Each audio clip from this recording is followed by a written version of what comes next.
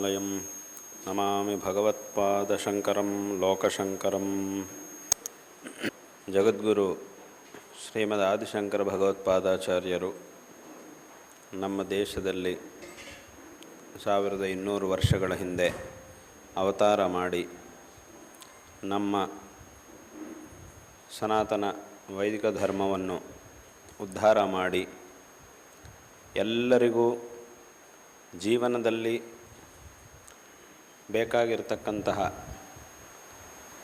ಅಭಿವೃದ್ಧಿಗೆ ಅವಶ್ಯಕವಾದ ಉಪದೇಶಗಳನ್ನು ಮಾಡಿ, ಅಂದರೆ ಏನು, ನಾವು ಲೌಕಿಕವಾದಂತಹ ಜೀವನದಲ್ಲಿ ವಿದ್ಯಾಭ್ಯಾಸ, ಕೆಲಸ, ವ್ಯಾಪಾರ, ಲೋಕ ವ್ಯವಹಾರ ಇತ್ಯಾದಿಗಳನ್ನು ಮಾಡ್ತೀವಿ.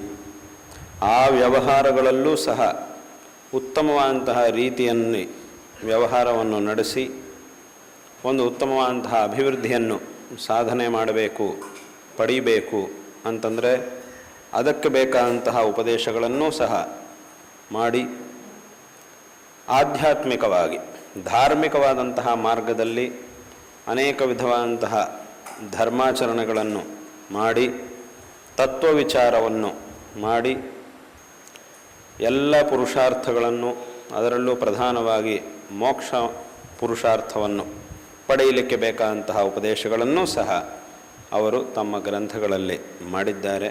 ಲೌಕಿಕವಾದಂತಹ ಜೀವನದಲ್ಲೂ ಉತ್ತಮವಾದ ಅಭಿವೃದ್ಧಿಯನ್ನು ಸಾಧನೆ ಪಡೀಬೇಕು, ಧಾರ್ಮಿಕವಾದಂತಹ ಜೀವನದಲ್ಲೂ ಉತ್ತಮವಾದಂತಹ ಅಭಿವೃದ್ಧಿಯನ್ನು ಪಡೀಬೇಕು ಅಂತಂದರೆ ಇದು ಎಲ್ಲವುದಕ್ಕೂ ಬೇಕಾಗಿರತಕ್ಕಂತಹ ಉಪದೇಶಗಳನ್ನು ಶಂಕರರು ತಮ್ಮ ಗ್ರಂಥಗಳಲ್ಲಿ ಮಾಡಿದ್ದಾರೆ. ಹಾಗಾಗಿ ಇಡೀ ಲೋಕದಲ್ಲಿ ಯಾರಾದರೂ ಒಬ್ಬರು ಅವನು ಎಲ್ಲಿ ಬೇಕಾದರೂ ಇರಲಿ, ಇಲ್ಲೇ ಇರಬೇಕು ಅಂತೇನಿಲ್ಲ, ಅಥವಾ ಅವನು ಈ ಧರ್ಮವನ್ನು ಅನುಸರಣೆ ಮಾಡುವವನೇ ಆಗಿರಬೇಕು ಅಂತಲೂ ಇಲ್ಲ. ಎಲ್ಲಿ ಯಾವ ಮೂಲೆಯಲ್ಲಿ ಬೇಕಾದರೂ ಇರಲಿ, ಅವನಿಗೆ ತನ್ನ ಆತ್ಮೋದ್ಧಾರಕ್ಕೆ ಬೇಕಾಗಿರತಕ್ಕಂತಹ ಉಪಾಯದ ಜಿಜ್ಞಾಸೆ ಬಂದಾಗ ಅದಕ್ಕೆ ಬೇಕಾದಂತಹ ಒಂದು ಉಪದೇಶ ಜಗದ್ಗುರು ಶಂಕರ ಭಗವತ್ಪಾದಾಚಾರ್ಯರ ಗ್ರಂಥಗಳಲ್ಲಿ ನಮಗೆ ಪ್ರಾಪ್ತವಾಗುತ್ತೆ. ಅದು ಲೌಕಿಕವಾದಂತಹ ಜೀವನದಲ್ಲೇ ಇರಬಹುದು, ಅಥವಾ ಆಧ್ಯಾತ್ಮಿಕವಾದಂತಹ ಜೀವನದಲ್ಲ ಇರಬಹುದು. ಒಂದು ಉತ್ತಮವಾದಂತಹ ಅಭಿವೃದ್ಧಿಯನ್ನು ಸಾಧನೆ ಮಾಡಬೇಕು, ಉತ್ತಮವಾದಂತಹ ಜೀವನವನ್ನು ನಿರ್ಮಾಣ ಮಾಡಿಕೊಳ್ಳಬೇಕು ಅಂತಂದರೆ ಅದಕ್ಕೆ ಬೇಕಾದಂತಹ ಅನೇಕ ಉಪದೇಶಗಳನ್ನು ಶಂಕರರು ತಮ್ಮ ಗ್ರಂಥಗಳಲ್ಲಿ ವಿಶೇಷವಾಗಿ ಮಾಡಿದ್ದಾರೆ. ಸಮಸ್ತ ಮಾನವರ ಅಭ್ಯುದಯಕ್ಕಾಗಿ ಅನೇಕ ವಿಧವಾದಂತಹ ಉಪದೇಶಗಳನ್ನು ಮಾಡಿದ್ದಾರೆ. ಈ ಉಪದೇಶಗಳನ್ನು ಸರಿಯಾಗಿ ತಿಳ್ಕೊಂಡು ಅದರಂತೆ ಆಚರಣೆ ಮಾಡಬೇಕಾದದ್ದು ಮನುಷ್ಯನ ಕರ್ತವ್ಯವಾಗಿದೆ. ಆದರೆ ಸಾಮಾನ್ಯವಾಗಿ ಏನಾಗುತ್ತೆ, ಮನುಷ್ಯನ ಒಂದು ಸ್ವಭಾವ ಹೇಗಿರುತ್ತೆ ಅಂತಂದರೆ, ಯಾರಾದರೂ ಒಂದು ಒಳ್ಳೆಯ ಮಾತನ್ನು ಹೇಳಿದಾಗ ಅದನ್ನು ತಗೊಳ್ಳುವಂತಹ ಒಂದು ಸ್ವಭಾವ ಮನುಷ್ಯನಿಗಿರುವುದಿಲ್ಲ. ಸಾಮಾನ್ಯವಾಗಿ ಅದಕ್ಕೆ ಏನೇನು ಪ್ರತಿಬಂಧಕ ಆಗುತ್ತೆ ಅಂದರೆ, ನನಗೆಲ್ಲ ಗೊತ್ತಿದೆ, ನನಗಿನ್ನೊಬ್ಬರು ಯಾರೂ ಹೇಳುವ ಅವಶ್ಯಕತೆ ಇಲ್ಲ, ಈ ರೀತಿಯಾದಂತಹ ಭಾವನೆ ಇನ್ನೊಬ್ಬರು ಹೇಳಿದ್ದನ್ನು ತಗೊಳ್ಳುವುದಕ್ಕೆ ಪ್ರತಿಬಂಧಕವಾಗ್ತಾ ಇದೆ, ಅಡ್ಡಿಯಾಗುತ್ತೆ ನಮಗೆ. ಅವರು ಹೇಳಿದ್ದನ್ನು ನಾನು ತೊಗೊಂಡ್ಬಿಟ್ಟು ಅದರಂತೆ ನಾನು ಮಾಡಿಬಿಟ್ರೆ ಆಗ ಅವನಿಗೆ ನಾನು ಇದಾದ ಹಾಗಾಗುತ್ತೆ, ಅವನ ಕೆಳಗೆ ಅವನಿಗೆ ನಾನು ತಲೆ ಬಗ್ಸಿದ ಹಾಗೆ ಆಗಿಬಿಡುತ್ತೇನೋ ಅಂತ ಒಂದು ಭಾವನೆ. ವಾಸ್ತವವಾಗಿ ಹಾಗೆ ಆಗುವುದಿಲ್ಲ, ಮತ್ತು ಇನ್ನೊಬ್ಬರು ಹಾಗೆ ಭಾವಿಸುವುದೂ ಇಲ್ಲ. ಒಬ್ಬನಿಗೆ ಒಳ್ಳೆಯ ಮಾತನ್ನು ಹೇಳುವಾಗ, ನೋಡಪ್ಪ ಹೀಗೆ ಬೇಡ ಹೀಗೆ ಮಾಡು ಅಂತ ಹೇಳುವಾಗ ಅವನಿಗೆ ಒಳ್ಳೆಯದಾಗಲಿ ಅನ್ನೋ ಉದ್ದೇಶದಲ್ಲೇ ಹೇಳ್ತಾರೆ ಹೊರತು, ಇವತ್ತಿನ ದಿವಸ ಇವನಿಗೆ ಉಪದೇಶ ಮಾಡಿದ ಮೇಲೆ ಅವನು ಪುನಃ ಇನ್ಮೇಲೆ ನಾನು ಹೇಳ್ದಂಗೆ ಕೇಳಬೇಕು, ನನ್ನ ದಾಸನಾಗಿರಬೇಕು ಅನ್ನೋ ಭಾವನೆಯಲ್ಲಿ ಯಾವತ್ತೂ ಅವರು ಹೇಳಿರುವುದಿಲ್ಲ. ಹಾಗೆ ಇವನು ಹಾಗೆ ಭಾವಿಸುವ ಅವಶ್ಯಕತೆ ಇಲ್ಲ. ಆದರೆ ತುಂಬ ಜನ ಹೀಗೆ ಭಾವಿಸ್ತಾ ಇರ್ತಾರೆ. ಅದಕ್ಕೆ ಒಂದು ಸಲ ಭರ್ತೃಹರಿ ತನ್ನ ಗ್ರಂಥದ ನೀತಿ ಶತಕದ ಆರಂಭದಲ್ಲಿ ಒಂದು ಮಾತನ್ನು ಹೇಳ್ತಾನೆ. ಈ ನೀತಿ ಶತಕದಲ್ಲಿ ಅನೇಕ ವಿಧವಾದಂತಹ ನೀತಿಗಳನ್ನು ಭರ್ತೃಹರಿ ಉಪದೇಶ ಮಾಡ್ತಾನೆ. ಅದನ್ನೆಲ್ಲ ಉಪದೇಶ ಮಾಡೋಕ್ಕಿಂತ ಮೊದಲು ಏನು ಮಾಡಿದ್ದ ಅಂತಂದರೆ, ನಾನೀಗ ಅನೇಕ ನೀತಿಗಳನ್ನು ಉಪದೇಶ ಮಾಡಬೇಕು ಅಂತ ಮಾಡಿದ್ದೇನೆ, ಆದರೆ ಈ ನೀತಿಗಳನ್ನು ಈಗ ನಾನು ಯಾರಿಗೆ ಹೇಳಲಿ, ಯಾರಿಗೆ ಉಪದೇಶ ಮಾಡಬಹುದು ಅಂತ ಸ್ವಲ್ಪ ವಿಚಾರ ಮಾಡಿದ್ದ. ಒಂದು ಕೆಲಸ ಮಾಡೋಣ, ಲೋಕದಲ್ಲಿ ಯಾರು ಪಂಡಿತರಿದ್ದಾರೋ ಆ ಪಂಡಿತರಿಗೆ ಒಳ್ಳೆಯ ವಿಷಯಗಳನ್ನು, ಈ ನೀತಿಗಳನ್ನು ಹೇಳಿಕೊಟ್ರೆ ಲೋಕದಲ್ಲಿ ಯಾರಿಗಾದರೂ ಏನಾದರೂ ಒಂದು ಪ್ರಶ್ನೆ ಬಂತು ಅಂದರೆ ಪಂಡಿತರ ಹತ್ರ ಹೋಗಿ ಕೇಳ್ತಾರೆ. ಅವರು ಯಾವ ಥರ ಮಾರ್ಗದರ್ಶನ ಮಾಡ್ತಾರೋ ಅದರಂತೆ ಕೆಲಸ ಮಾಡ್ತಾರೆ. ಹಾಗಾಗಿ ಯಾರಿಗಾದರೂ ಮಾರ್ಗದರ್ಶನ ಬೇಕು ಅಂತಂದರೆ ಹೋಗಿ ಕೇಳುವುದು ಪಂಡಿತರನ್ನು. ಆಗ ಅಂತಹ ಪಂಡಿತರಿಗೆ ನಾನು ಹೇಳುವಂತಹ ನೀತಿಗಳನ್ನು ಹೇಳಿಬಿಟ್ರೆ ಆಗ ಅವರ ಮೂಲಕ ಎಲ್ಲ ಜನರಿಗೂ ಸಹ ಅದು ಗೊತ್ತಾಗುತ್ತೆ ಅಂಥೇಳಿ ಅವರು ಯೋಚನೆ ಮಾಡಿ ಪಂಡಿತರಿಗೆ ಹೇಳಬೇಕು ಅಂತ ಮಾಡಿದರು. ಆದರೆ ಆ ಪಂಡಿತರುಗಳೆಲ್ಲ ಏನು ಮಾಡಿಬಿಟ್ರು, ನೀನೇನು ನಮಗೆ ಹೇಳ್ಕೊಡ್ಬೇಕಾಗಿಲ್ಲ, ನಾವು ಪಂಡಿತರಾಗಿದ್ದೇವೆ, ನಾವು ಇಷ್ಟೆಲ್ಲ ಗ್ರಂಥಗಳನ್ನು ಓದಿದ್ದೀವಿ, ನಮಗೆ ನೀನು ಹೇಳ್ಕೊಡ್ತೀಯ, ನಾನೇನು ನಮಗೆ ಹೇಳ್ಕೊಡೋ ಅವಶ್ಯಕತೆ ಇಲ್ಲ ಅಂತ ಕಳಿಸ್ಬಿಟ್ರು. ಆಗ ಅವರಿಗೆ ಹೇಳ್ಕೊಡೋಕ್ಕಾಗಲಿಲ್ಲ. ಸರಿ, ಅವರು ಬೇಡ. ಮತ್ತೆ ಸ್ವಲ್ಪ ಯೋಚನೆ ಮಾಡಿದ ಮೇಲೆ ದೊಡ್ಡ ದೊಡ್ಡ ಅಧಿಕಾರ ಸ್ಥಾನದಲ್ಲಿರುವವರಿದ್ದಾರೆ, ಅವ್ರು ಹೇಳಿದಂಗೆ ಎಲ್ಲರೂ ಕೇಳ್ತಾರೆ ಜನರು. ಆಗ ಅವರಿಗೆ ಈ ನೀತಿಗಳನ್ನು ಹೇಳಿಕೊಟ್ರೆ ಅವರು ಅದನ್ನು ಜನರಿಗೆಲ್ಲ ಹೇಳ್ತಾರೆ. ಆಗ ಜನರೆಲ್ಲರೂ ಸಹ ಇವರು ಹೇಳಿದ ಹಾಗೆ ಮಾಡಬಹುದು. ಈ ರೀತಿಯಾಗಾದರೂ ಮತ್ತೆ ಜನರಿಗೆ ಇದನ್ನು ನಾನು ತಲುಪಿಸ್ಬೋದು ನನ್ನ ಈ ಉಪದೇಶಗಳನ್ನು ಅಂತ ಯೋಚನೆ ಮಾಡಿ ಜನರಿಗೆ, ಆ ಅಧಿಕಾರಿಗಳಿಗೆ ಹೇಳಬೇಕು ಅಂತ ಹೋದ ಭರ್ತೃಹರಿ. ಆಗ ಅವರೇನು ಮಾಡಿದ್ರು ಅಂತಂದರೆ ಅವ್ರಿಗೆ ಇನ್ನೊಂದು ರೀತಿಯ ಅಂತಹ ಅಹಂಕಾರ. ಇವರಿಗೆ ಪಾಂಡಿತ್ಯದ ಅಹಂಕಾರ, ಅವರಿಗೆ ಅಧಿಕಾರದ ಅಹಂಕಾರ. ಹಾಗಾಗಿ ಅವರು ಹೇಳಿದರು, ನೀನೇನು ನಮಗೆ ಹೇಳ್ಕೊಡುವ ಅವಶ್ಯಕತೆ ಇಲ್ಲ, ಇವ್ರೊಳಗೆ ಬರ್ತಿದ್ದ ಹಾಗೇನೆ ಹೇಳಿಬಿಟ್ರೆ ಅವನನ್ನು ಒಳಗೆ ಬಿಡಬೇಡಿ, ಅಲ್ಲಿಂದ ಹೊರಗೆ ಕಳಿಸ್ಬಿಡಿ, ಆಚೆ ಕಳಿಸಿ ಅಂತ. ಅವ್ರು ಬಂದರೆ ಏನೇನೋ ಹೇಳಕ್ಕೆ ಶುರು ಮಾಡ್ತಾರೆ, ಒಳಗೆ ಬಿಡಲೇಬೇಡಿ, ಆಚೆ ಕಳಿಸಿ ಅಂತ ಹೇಳಿಬಿಟ್ರು. ಆ ಜನರನ್ನಿಟ್ಟು ಆಚೆ ಕಳಿಸ್ಬಿಟ್ರು. ಹಾಗಾಗಿ ಅವರಿಗೂ ಹೇಳೋಕ್ಕಾಗಿಲ್ಲ. ಸರಿ, ಇನ್ನು ಯಾರು ಉಳಿದಿದ್ದಾರೆ ಅಂದರೆ ಸಾಮಾನ್ಯ ಜನರು ಉಳಿದಿದ್ದಾರೆ. ಸಾಮಾನ್ಯ ಜನರಿಗೆ ಹೇಳಿಬಿಡೋಣ. ಈಗ ಅವರಿಗೆ ಹೇಳಲಿಕ್ಕೋಸ್ಕರವೇ ಇವರಿಬ್ಬರ ಹತ್ರ ಹೋಗಿದ್ದು, ಅಲ್ಲಿ ಆಗಲಿಲ್ಲ ಕೆಲಸ. ಹಾಗಿದ್ರೆ ಇನ್ನು ನೇರವಾಗಿ ಇನ್ನು ಮಧ್ಯದಲ್ಲಿ ಇನ್ಯಾರೂ ಬೇಡ, ನೇರವಾಗಿ ಅವರಿಗೆ ಹೇಳಿಬಿಡೋಣ ಅಂತ ಅವರ ಹತ್ರಕ್ಕೆ ಹೋಗಿ ಹೇಳಿದಾಗ ಅವ್ರು ಹೇಳಿದ್ದೆಲ್ಲ ಕೇಳಿದ್ರು. ಪಾಪ ಕೇಳಿ ಕೊನೆಯಾಗಿ ಹೇಳಿದ್ರು, ನೀವೇನೋ ಒಳ್ಳೆ ವಿಷಯ ಹೇಳ್ತಿದ್ದೀರಿ ಅಂತ ಗೊತ್ತಾಗ್ತಿದೆ, ಆದರೆ ಏನು ಹೇಳ್ತಿದ್ದೀರಿ ಅಂತ ನಮಗೆ ಅರ್ಥ ಆಗ್ತಾ ಇಲ್ಲ, ಅಷ್ಟೆಲ್ಲ ಶಕ್ತಿ ನಮಗಿಲ್ಲ. ಏನೋ ಒಳ್ಳೇದು ಮಾಡಕ್ಕೆ ಬಂದಿದ್ದೀರಿ, ನಿಮಗೊಂದು ನಮಸ್ಕಾರ, ನಮ್ಮ ಕೆಲಸ ಇದೆ, ನಾವು ಹೋಗ್ತೀವಿ. ನಮ್ಮ ಮನೆಯಲ್ಲೆಲ್ಲ ನಮ್ಮ ಸಾಮಾನ್ಯ ಜನರು, ನಮ್ಮ ಕೆಲಸ ನಾವೇ ಮಾಡಿಕೊಳ್ಬೇಕು, ಮಾಡಿಕೊಡೋರು ಬೇರೆ ಯಾರೂ ಇಲ್ಲ. ಒಳ್ಳೇದು ಹೇಳ್ತಾ ಇದ್ದೀರಿ ಅಂತ ಗೊತ್ತಾಗ್ತಿದೆ, ಅಷ್ಟು ಗೊತ್ತಾಗ್ತಿದೆ, ಹಾಗೆ ನಿಮಗೊಂದು ನಮಸ್ಕಾರ ಅಂತ ಹೇಳಿದ್ರು, ಆಚೆಗೆ ಹೋದರು. ಹೀಗೆಲ್ಲ ಆಯಿತು. ಆಗ ಅವ್ರಿಗೂ ಹೇಳೋಕ್ಕಾಗಿಲ್ಲ. ಅದು ಭರ್ತೃಹರಿ ಹೇಳುವ ಕಾಲದಲ್ಲಿ ಇಂತಹ 3 ವಿಧವಾದ ಜನರಿದ್ದರು. ಹಾಗಾಗಿ ಈ 3 ವಿಭಾಗವನ್ನು ಮಾಡಿ ಭರ್ತೃಹರಿ ತನ್ನ ಶ್ಲೋಕದಲ್ಲಿ ಹೇಳ್ತಾನೆ. ಬೌದ್ಧಾರೋ ಮತ್ಸರಗ್ರಸ್ತಾ ಪ್ರಭವ ಸ್ಮಯದೂಷಿತಾ ಅಬೋಧೋಪಹತಾಶ್ಚಾನ್ಯ. ಬೌದ್ಧಾರ ಅಂದರೆ ವಿದ್ವಾಂಸರು, ಅವರು ಮತ್ಸರಗ್ರಸ್ತ, ನಮಗೆಲ್ಲ ಗೊತ್ತಿದೆ ಅನ್ನೋ ಅಹಂಕಾರದಲ್ಲಿ ಅವರಿದ್ದಾರೆ. ಪ್ರಭವ ಸ್ಮಯದೂಷಿತ, ಪ್ರಭುಗಳು, ಅಧಿಕಾರಿಗಳು, ಅವರಿಗೆ ಇನ್ನೊಂದು ರೀತಿಯ ಅಂತಹ ಅಹಂಕಾರದಲ್ಲಿ ಅವರಿದ್ದಾರೆ, ಅವ್ರಿಗೂ ಹೇಳ್ಕೊಡಕ್ಕಾಗುವುದಿಲ್ಲ. ಅಬೋಧೋಪಹತಾಶ್ಚ ಅನ್ಯೆ, ಇನ್ನು ಉಳಿದವರು ಎಲ್ಲರೂ ಸಹ ಅಬೋಧ ಅಂದರೆ ಅಜ್ಞಾನದಿಂದ ಕೂಡಿದ. ಆಗ ನಾನು ಎಷ್ಟು ಹೇಳಿದ್ರೆ ಅವರಿಗೆ ಅರ್ಥವೇ ಆಗ್ತಾ ಇಲ್ಲ ಅದು, ಅದರಿಂದ ಅವ್ರಿಗೂ ಹೇಳ್ಕೊಡಕ್ಕಾಗುವುದಿಲ್ಲ. ಹಾಗಾಗಿ ಏನು ಮಾಡುವುದು ನಾನೀಗ? ಜೀರ್ಣಂ ಅಂಗೇ ಸುಭಾಷಿತಂ, ಈ ಸುಭಾಷಿತ ನಾನು ಹೇಳಬೇಕಾದಂತಹ ಸೂಕ್ತಿಗಳೆಲ್ಲ ಏನಾಗ್ತಾ ಇವೆ ಕೊನೆಗೆ ಅಂತಂದರೆ ನನ್ನೊಳಗೇನೆ ಅದೆಲ್ಲ ಜೀರ್ಣವಾಗ್ತಾ ಇವೆ. ಆ ಎಲ್ಲ ಸುಭಾಷಿತಗಳು ಯಾರಿಗೂ ಹೇಳೋಕ್ಕಾಗ್ತಾ ಇಲ್ವ, ಆದ್ದರಿಂದ ಅಷ್ಟು ನನ್ನೊಳಗೇನೆ ಜೀರ್ಣ ಆಗ್ತಾ ಇವೆ. ಹಾಗಂತ ಹೇಳಿ ನಾನು ಹೇಳದೆ ಬಿಟ್ಟರೆ ಏನಾಗುತ್ತೆ, ಹೀಗೆ ಜೀರ್ಣವಾಗಿ ಅದೆಲ್ಲ ನಶಿಸಿ ಹೋಗುತ್ತೆ.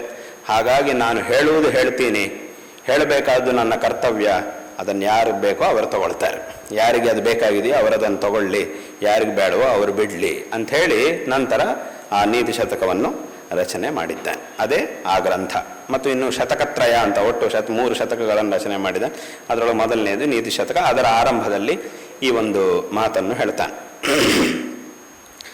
ಅಂದರೆ ಆಗಿನ ಕಾಲದಲ್ಲಿ ಅವರು 3 ಜನ ಇದ್ದರು, 3 ರೀತಿಯಂತಹ ಜನರಿದ್ದರು. ಹಾಗಾಗಿ ಹೇಳಿದ್ದ. ಈಗಿನ ಕಾಲದಲ್ಲಿ ಒಂದು ವೇಳೆ ಅದೇ ಭರ್ತೃಹರಿ ಈಗಿನ ಕಾಲದಲ್ಲಿ ಏನಾದರೂ ಇದೇ ನೀತಿ ಶತಕವನ್ನು ಬರೆಯುವುದಾದರೆ ಈ 3 ಜನರ ಜೊತೆಗೆ ಇನ್ನೊಬ್ಬರನ್ನು ಸಹ ಹೇಳ್ತಾ ಇದ್ದನೇನೋ ಅಂತ ನಮಗನಿಸುತ್ತೆ. ಯಾರು ಅಂತಂದರೆ, ಲೋಕದಲ್ಲಿ ಕೆಲವರು ಇರ್ತಾರೆ, ಅವರ ಸ್ವಭಾವ ಅವರ ಹೇಗಿರುತ್ತೆ ಅಂತ ನಾವು ಒಂದು ಹೇಳಿದರೆ ಅದನ್ನು ಬೇರೆ ರೀತಿಯಾಗಿ ತಿರುಚಿ ಇನ್ನೊಂದು ರೀತಿಯಾಗಿ ಹೊರಗಡೆ ಹೇಳಕ್ಕೆ ಶುರು ಮಾಡ್ತಾರೆ. ನಾವು ಹೇಳಿದ್ದೇ ಒಂದಾಗಿರುತ್ತೆ, ಅದು ಹೊರಗಡೆ ಪ್ರಚಾರ ಆಗಿದ್ದೇ ಇನ್ನೊಂದು ರೀತಿಯಾಗಿ ಆಗಿರುತ್ತೆ. ಆ ಥರದವರು ಬಹುಶಃ ಆ ಥರದವರು ಕೆಲವರು ಈಗಿನ ಕಾಲದಲ್ಲಿ ಒಂದು ನಾವಿಲ್ಲಿ ಹೇಳಿರ್ತೀವಿ, ಅದನ್ನು ಕೆಲವರು ಮಾಧ್ಯಮದವರು ಹೊರಗಡೆ ಇನ್ನೊಂದು ರೀತಿಯಾಗಿ, ನಾವು ಹೇಳಿದ್ದೇ ಬೇರೆ ಆಗಿರುತ್ತೆ, ಅದು ಹೊರಗಡೆ ಹೋಗಿ ಪ್ರಚಾರ ಆಗಿದ್ದೇ ಇನ್ನೊಂದು ರೀತಿಯಾಗಿ ಆಗಿರುತ್ತೆ. ಅದು ಕೆಲವರು ಹಾಗೆಲ್ಲ ಮಾಡ್ತಾ ಇರ್ತಾರೆ. ಅಂದರೆ ಕೆಲವರಿದ್ದಾರೆ ನಿಷ್ಠೆಯಿಂದ ಯಾವುದು ಸತ್ಯವೋ ಅದನ್ನು ಜನರಿಗೆ ತಿಳಿಸಬೇಕು ಅನ್ನುವಂತಹ ನಿಷ್ಠೆಯಿಂದ ಈ ಕ್ಷೇತ್ರಕ್ಕೆ ಬಂದವರು ತುಂಬ ಜನ ಇರ್ತಾರೆ. ಅವರು ಇದ್ದಿದ್ದನ್ನು ಇದ್ದಿದ್ದ ಹಾಗೆ ಹೇಳ್ತಾರೆ, ಎಲ್ಲೂ ವ್ಯತ್ಯಾಸ ಮಾಡೋದಿಲ್ಲ. ಆದರೂ ಕೆಲವರು ಇರ್ತಾರೆ, ಅವರೇನು ಮಾಡ್ತಾರೆ, ಅವರು ಈ ಕ್ಷೇತ್ರಕ್ಕೆ ಹೆಂಗೆ ಬಂದಿರ್ತಾರೆ ಅಂತಂದರೆ, ನಾವು ಯಾಕೆ ಮಾಡಬಾರದು, ಅವರೆಲ್ಲ ಮಾಡ್ತಾ ಇದ್ದಾರಲ್ವ, ನಾನು ಯಾಕೆ ಮಾಡಬಾರದು, ಅವ್ರು ಮಾಡ್ತಿದ್ದಾರೆ ನಂದು ಒಂದಿರಲಿ ಅಂತ ಹೇಳ್ಕೊಂಡು ಬರುವವರು ಅವ್ರೇನು ಮಾಡ್ತಾರೆ ಅಂತಂದ್ರೆ, ಈಗ ನಾ ಈ ಕೆಲಸವನ್ನು ಮಾಡಬೇಕು ಅಂತ ಬಂದವನು ಕೆಲಸವನ್ನು ಸರಿಯಾಗಿ ಮಾಡ್ಕೊಂಡು ಹೋಗ್ತಾನೆ. ಅವ ಮಾಡ್ತಿದ್ದಾನ, ಓ ಹಾಗಿದ್ರೆ ಅವನು ಒಳ್ಳೆ ಹೆಸರು ಬರ್ತದೆ, ಹಾಗಿದ್ರೆ ನಾನು ಸಹ ಏನಾದರೂ ಮಾಡಲೇಬೇಕು ಅಂತ ಹೇಳ್ಕೊಂಡು ಇಳಿದಿರ್ತಾನೆ ಕೆಲಸಕ್ಕೆ. ಕೆಲವರು ಆ ಥರದವರು ಇರ್ತಾರೆ. ಅವರೇನು ಮಾಡ್ತಾರೆ ಅಂತಂದ್ರೆ, ಅವನ ದೃಷ್ಟಿ ಏನು, ಅವನ ಉದ್ದೇಶ ಏನು ಅಂತಂದ್ರೆ, ಇನ್ನೊಬ್ಬ ಏನೋ ಮಾಡಿಬಿಟ್ಟು ಅವನಿಗೆ ಒಳ್ಳೆ ಹೆಸರು ಬರ್ತಿದೆ, ಅದೇ ಥರ ನನಗೂ ಏನಾದರೂ ಬರಬೇಕು, ಅವನಿಗೆ ಬರಬಾರ್ದು, ಒಳ್ಳೆ ಹೆಸರು ಬರಬಾರ್ದು, ನನಗೆ ಬರಬೇಕು, ಅವನಿಗಿಂತ ದೊಡ್ಡ ಹೆಸರು ನನಗೆ ಬರಬೇಕು ಅನ್ನೋ ಭಾವನೆಯಿಂದ ಇದರಲ್ಲಿ ಇಳಿದಿರ್ತಾರೆ ಕೆಲವರು. ಅವನು ವಾಸ್ತವವಾಗಿ ಹೆಸರಿಗೋಸ್ಕರ ಇಳಿದವನಲ್ಲ, ಕೆಲಸ ಮಾಡಬೇಕು ಅಂತ ಹೇಳಿದವನು. ಹೆಸರು ಆ ನಂತರ ತಾನಾಗೇ ಬಂತು.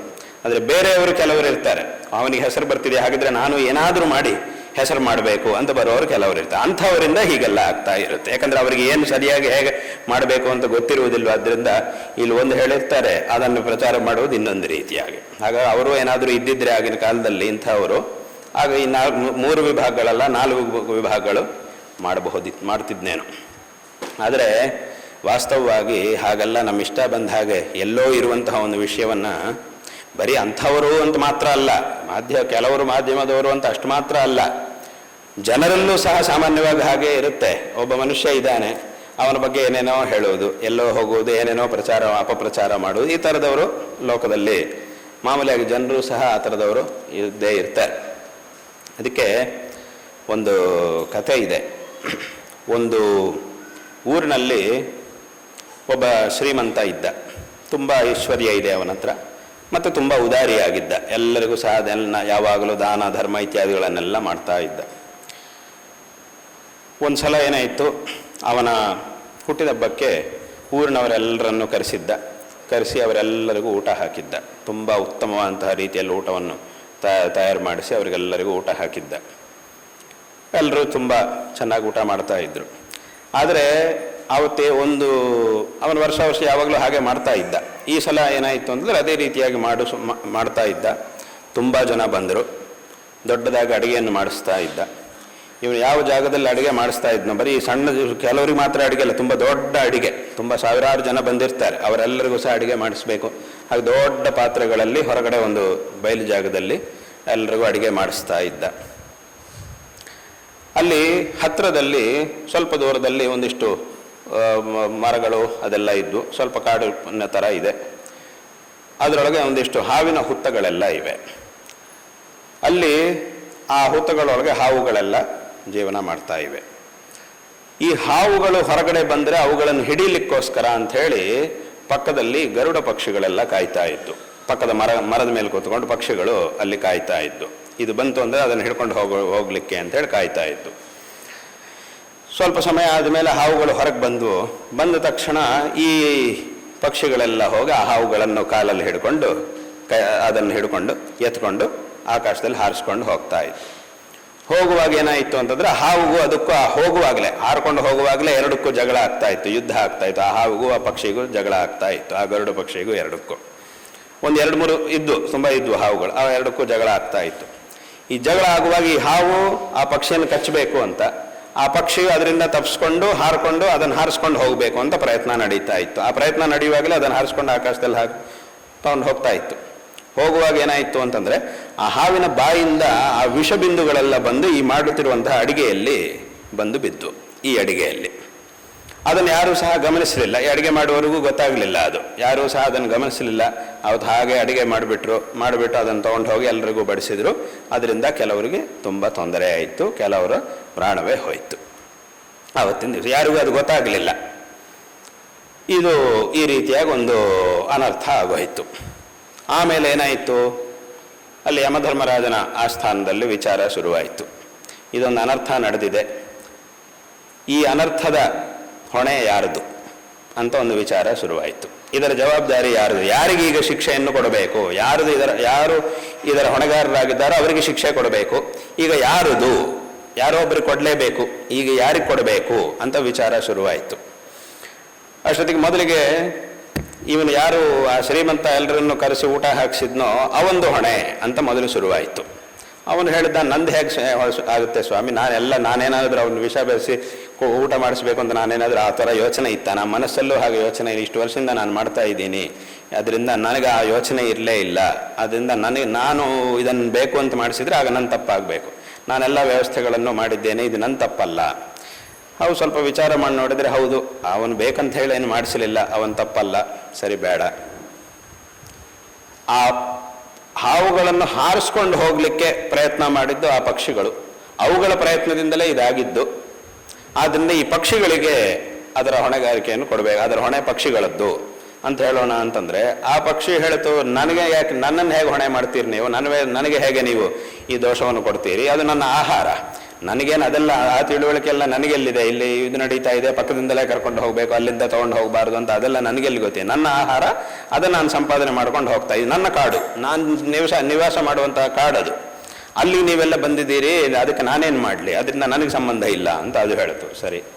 ಸರಿ, ವಿಷ ಯಾರ ಬಾಯಿಂದ ಬಂತೋ, ಹಾವಿನ ಬಾಯಿಂದ ಬಂತು, ಹಾಗಾಗಿ ಹಾವುಗಳದ್ದೇ ದೋಷ ಅಂತಂದ್ರೆ ಹಾವು ಏನು ಮಾಡುತ್ತೆ, ಆಗ ಹಾವು ಹೇಳ್ತು, ನಾನೇನು ಮಾಡೋದು, ನನ್ನನ್ನು ಹಾರಿಸ್ಕೊಂಡು ಹೋಗ್ತಿರ್ಬೇಕಾದ್ರೆ, ನಾನು ಕೊಲ್ಲಿಕ್ಕೆ ಅಂತ ಹಾರಿಸ್ಕೊಂಡು ಹೋಗ್ತಿರ್ಬೇಕಾದ್ರೆ ಯುದ್ಧ ಮಾಡಿ ನನ್ನನ್ನು ಕಾಪಾಡ್ಕೊಳ್ಳೋದು ಬೇಡವಾ, ನಾನು ಆ ಯುದ್ಧ ಮಾಡೋದು, ನನಗಿರುವಂತಹ ಈ ವಿಷವೇ ನನ್ನ ಆಯುಧ, ಹಾವಿಗಿರುವಂತಹ ಆಯುಧವೇ ವಿಷ, ಆ ವಿಷವನ್ನೇ ನಾನು ಮಾಡಿದ್ದು, ಅದರಿಂದ ನಂದೇನು ದೋಷ, ನನಗೆ ಇದರಲ್ಲಿ ಯಾವ ದೋಷವೂ ಇಲ್ಲ ಅಂತ ಇದು ಹೇಳ್ತು. ಸರಿ, ಅದಾಗೋಯ್ತು. ಯಾರು ಅಡಿಗೆ ಮಾಡಿದರೋ ಅವ್ರದ್ದು ದೋಷ, ಯಾಕಂದ್ರೆ ಅವ್ರು ನೋಡಬೇಕಿತ್ತು, ಅವ್ರು ಗಮನಿಸಿಲ್ಲಲ್ವಾ ಅಂತಂದರೆ ಅವರು ಹೇಳಿದರು, ಅದೆಲ್ಲ ಅಷ್ಟೆಲ್ಲ ಸೂಕ್ಷ್ಮವಾಗಿ ನಾವು ನಮ್ಮ ಚೆನ್ನಾಗಿ ಅಡುಗೆ ಮಾಡಬೇಕು ಅನ್ನೋ ಭಾವನೆಯಲ್ಲಿ ಮಾಡಿದ್ದೀವಿ, ಅದನ್ನೆಲ್ಲ ನಾವು ಗಮನಿಸಿದ್ದು ನಾವು ಹಾಗೆ ಮಾಡಿದರೆ ಅದು ನಮ್ಗೆ ಗೊತ್ತಾದ ನಂತರವೂ ನಾವು ಅದೇ ಊಟವನ್ನು ಎಲ್ರಿಗೂ ಹಾಕಿದರೆ ಅದು ತಪ್ಪಾಗುತ್ತೆ. ಆದರೆ ನಾವು ಹಾಗೆ ಮಾಡಲಿಲ್ಲ, ನಮಗದು ಗೊತ್ತೇ ಆಗಲಿಲ್ಲ, ಈ ರೀತಿಯಾಗಿ ಆಗಿದ್ದು ಅಂತ ಅವ್ರು ಹೇಳಿದರು. ಸರಿ, ಹಾಗಿದ್ರೆ ಈಗ ಯಾರಿಗೆ ನಾವು ಯಾರು ಊಟ ಮಾಡಿದ್ರು ಅವ್ರದಿಗೆ ಅಂತಂದರೆ ಅವ್ರಿಗೂ ಸಂಬಂಧ ಇಲ್ಲ, ಅವರಿಗೆ ಹಾಗೆ ಅವರು ಪಾಪ ಊಟ ಹಾಕ್ತಾರೆ ಅಂತ ಹೇಳಿದರು, ಬಂದರು, ಊಟ ಮಾಡ್ಕೊಂಡು ಹೋದರು, ಅದರಿಂದ ತೊಂದರೆ ಆಯಿತು. ಹಾಗಾಗಿ ಅವ್ರಿಗೂ ಇದರ ಹೊಣೆಯನ್ನು ಕೊಡಲಿಕ್ಕಾಗೋದಿಲ್ಲ. ಹಾಗಿದ್ರೆ ಇದು ಯಾರು, ಇದರ ಶಿಕ್ಷೆನಿಗೆ ಯಾರಿಗೆ ಕೊಡಬೇಕು, ಅನರ್ಥ ನಡೆದಿದೆ, ಅದಕ್ಕೆ ಯಾರೋ ಒಬ್ಬರಿಗೆ ಶಿಕ್ಷೆ ಕೊಡಬೇಕು, ಹಾಗಿದ್ರೆ ಯಾರಿಗೆ ಕೊಡಬೇಕು ಅಂತ ಸ್ವಲ್ಪ ವಿಚಾರ ಮಾಡಿದರು. ಎಷ್ಟೊತ್ತು ವಿಚಾರ ಮಾಡಿದರೂ ಗೊತ್ತಾಗಲಿಲ್ಲ, ಯಾರಿಗೆ ಇದರ ಶಿಕ್ಷೆಯನ್ನು ಕೊಡಬೇಕು ಅಂತ ಗೊತ್ತಾಗಲಿಲ್ಲ. ಸರಿ, ಸ್ವಲ್ಪ ಯೋಚನೆ ಮಾಡಿ ಆಗ ಯಮಧರ್ಮರಾಜ ಹೇಳಿದೆ, ಸ್ವಲ್ಪ ಸಮಯ ಆಗಲಿ, ಅದಾದಮೇಲೆ ಈ ಕೋರ್ಟಲ್ಲಿ ಹೇಳ್ತಾರಲ್ವ, ಅದು ತೀರ್ಮಾನ ಆಗಿಲ್ಲ ಅಂದರೆ ಸರಿ ಮುಂದಿನ ತಿಂಗಳು ಅಥವಾ ಅದರ ಮುಂದಿನ ತಿಂಗಳು ಅಂತ ಹೇಳಿ ಡೇಟ್ ಕೊಡ್ತಾರಲ್ವ, ಅದೇ ರೀತಿಯಾಗಿ ಮುಂದಿನ ತಿಂಗಳಿಗೆ ಅಂತ ಡೇಟ್ ಕೊಟ್ಟರು. ಇನ್ನೊಂದು ಡೇಟನ್ನು ತೀರ್ಮಾನ ಮಾಡಿದ್ದು, ಇಂಥ ದಿವಸದಲ್ಲಿ ಸ್ವಲ್ಪ ವಿಚಾರ ಮಾಡಿ ನೋಡೋಣ ಅಂತ ಅದನ್ನು ಮುಂದೂಡಿದರು. ಆಮೇಲೆ ಸ್ವಲ್ಪ ಯಮಧರ್ಮರಾಜ ವಿಚಾರ ಮಾಡ್ತಾ ಇದ್ದ, ಯಾರಿಗೆ ಕೊಡೋಣ ಅಂತ ವಿಚಾರ ಮಾಡ್ತಾ ಇದ್ದ. ಒಂದು ದಿವಸ ಏನಾಯಿತು, ಒಂದಿಷ್ಟು ದಿವಸಗಳಾಗೋಯ್ತು, ಈ ಘಟನೆ ಎಲ್ಲ ನಡೆದು ಒಂದಿಷ್ಟು ದಿವಸ ಆಗೋಯ್ತು. ಹೊರಗಡೆ ಊರಿನಿಂದ ಒಬ್ಬ ಈ ಊರಿಗೆ ಬಂದ, ಯಾರೋ ಒಬ್ಬ ಬಂದು ಅಲ್ಲಿ ಬರುವಾಗ ರಸ್ತೆಯಲ್ಲಿ ಕೆಲವರು ಜನ ನಿಂತಿದ್ರು. ಅವರ ಹತ್ರ ಕೇಳಿದ್ದ, ಸ್ವಾಮಿ, ಈ ಊರಿನಲ್ಲಿ ಯಾರೊಬ್ಬರು ಶ್ರೀಮಂತರಿದ್ದಾರೆ ಅಂತಲ್ಲ, ತುಂಬ ಉದಾರಿಗಳು ಅಂತ ನಾನು ಕೇಳಿದ್ದೇನೆ, ನಾನು ತುಂಬ ಕಷ್ಟದಲ್ಲಿದ್ದೀನಿ, ಅವರ ಮನೆ ಎಲ್ಲಿ ಬರುತ್ತೆ, ಅವರಿಂದ ಏನಾದರೂ ನಾನು ಸಹಾಯ ಪಡ್ಕೊಳ್ಬೇಕು ಅಂತ ಬಂದಿದ್ದೇನೆ, ಅವರ ಮನೆ ಎಲ್ಲಿದೆ ಅದನ್ನು ತಿಳಿಸಿದರೆ ಸ್ವಲ್ಪ ಅಲ್ಲಿಗೆ ಹೋಗ್ತೀನಿ ಅಂತ ಹೇಳಿದರು. ಆಗ ಅವ್ರು ಹೇಳಿದ್ರು, ಇಲ್ಲಿಂದ ಸ್ವಲ್ಪ ಮುಂದಕ್ಕೆ ಹೋಗಿ ಪಕ್ಕಕ್ಕೆ ತಿರುಗಿದ್ರೆ ಅಲ್ಲಿ ಅವ್ರ ಮನೆ ಬರುತ್ತೆ, ಹೀಗಿರುತ್ತೆ ಅಂತೆಲ್ಲ ಹೇಳಿದರು.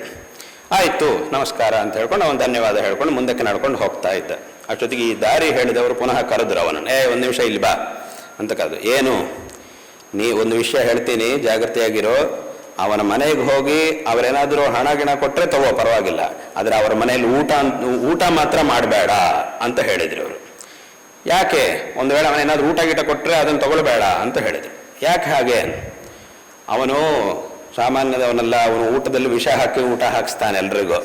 ಇತ್ತೀಚೆಗೆ ಹಾಗೆಲ್ಲ ಮಾಡಿ ಒಂದಿಷ್ಟು ಜನರೆಲ್ಲ ಕೊಂದಿದ್ದಾನೆ, ಒಂದಿಷ್ಟು ಜನ ಎಲ್ಲ ಸತ್ತು ಹೋಗಿದ್ದಾರೆ. ಹಾಗಾಗಿ ನೀನೇನಾದರೂ ಊಟ ಮಾಡಿದ್ದೆ ಅಂದರೆ ನಿನಗೂ ಪ್ರಾಣ ಹೋಗೋದು ಗ್ಯಾರಂಟಿ, ಅದರಿಂದ ಅಲ್ಲಿ ಊಟ ಒಂದು ಮಾತ್ರ ಮಾಡಬೇಡ, ಹಣ ಗಿಣ ಕೊಟ್ಟರೆ ತೊಗೊಂಡು ಹೋಗ್ಬೋದು ಅಂತ ಇವರುಗಳು ಹೇಳಿದರು.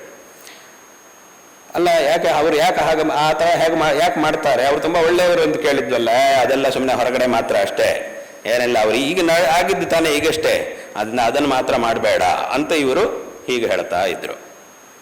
ಆಗ ಪಕ್ಕದಲ್ಲಿ ಒಂದಿಷ್ಟು ಜನ ಇದ್ರು, ಅವರು ಹೇಳಿದ್ರು, ಹೌದು ಅದು ಹೌದು ಇವರು ಹೇಳ್ತಿರೋದು ಹೌದು ಅಂತ ಅವರು ಹೇಳಿದರು. ಸರಿ ಆಯಿತು ಅಂತ ಹೇಳ್ಕೊಂಡು ಹೋದ್ಮೇಲೆ ಆಗ ಯಮಧರ್ಮರಾಜನಿಗೆ ಯೋಚನೆ ಬಂತ, ಈಗ ಯಾರಿಗೆ ಇದರ ಶಿಕ್ಷೆ ಕೊಡಬೇಕು ಅಂತ ಗೊತ್ತಾಯಿತು.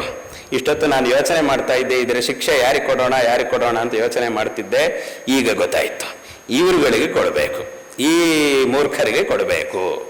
ಯಾಕೆ, ಅಲ್ಲಿ ಆಗಿದ್ದೇ ಒಂದು, ಇವತ್ತಿವರು ಹೇಳ್ತಿರುವುದೇ ಇನ್ನೊಂದು, ಇವ ಮಾಡ್ತಿರುವುದು ಪ್ರಚಾರವೇ ಬೇರೆ, ಅಲ್ಲಿ ವಾಸ್ತವವಾಗಿ ನಡೆದಿರುವುದೇ ಬೇರೆ.